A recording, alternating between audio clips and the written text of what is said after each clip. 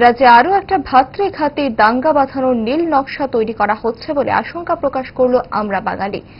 আর এর জন্য মথার কিছু নেতৃত্বের অপরিমাণ দোষী বক্তব্যকে দায়ী করেছে আমরা বাঙালি। আজ আগরতলায় দলীয় দপ্তরে সংবাদ মাধ্যমের সামনে প্রতিক্রিয়া ব্যক্ত করতে গিয়ে এই অভিযোগ আনলেন দলের রাজ্য সাধারণ সম্পাদক গৌরাঙ্গ রুদ্রপাল।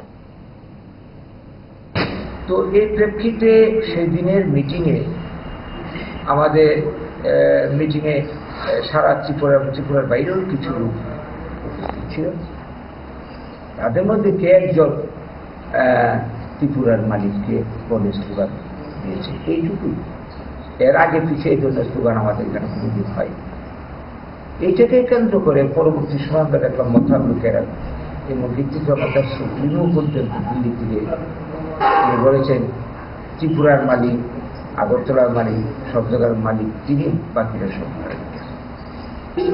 তো এরপরে কি আমরা দেখলাম যে তার দলের লোকেরা বিভিন্ন জায়গাতে বিশ্রাম মঞ্চ থেকে শুরু করে অশ্রাব্য ভাষায় গালিগালাজ আমাদের লোকেদেরকে, আমাকে বিশেষ করে আমাদের নেতৃত্বে যারা আছে তাদেরকে গালিগালাজ করছে।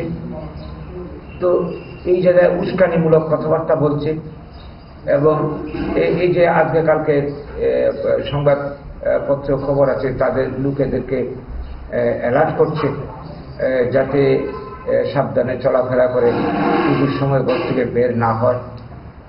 এই ধরনের উস্কানিমূলক কথাবার্তা মানে বাঙালি বিদ্বেষী করে তুলছে ক্রমশ।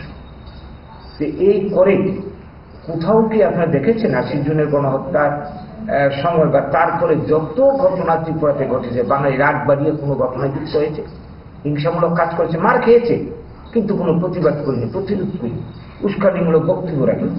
এই জায়গায় এই সমস্ত কথার অর্থ কি? আমরা যেটা বুঝে আবার নতুন করে একটা ব্লু প্রিন্ট তৈরি করা হচ্ছে, আবার একটা ৮০ জনের গণহত্যার মতো পরিবেশ তৈরি করা হচ্ছে।